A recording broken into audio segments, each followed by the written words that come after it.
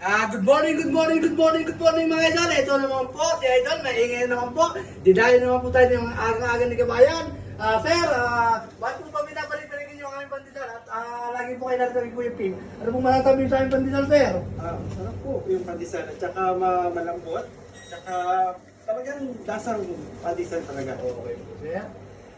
Sa mga pagkain po namin sa tamang variety, sir, ano po masasabi niyo, sir? Affordable po at saka talagang lutong Pinoy.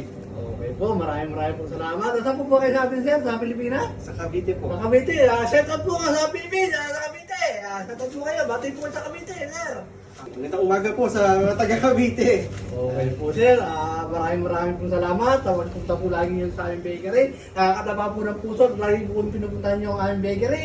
Kaya mga idol, ang panatan nyo, araw na. Punta lagi ko yung bakery. Maraming po salamat mga idol. Salamat po. Kuya Pim, pandesal, masarap.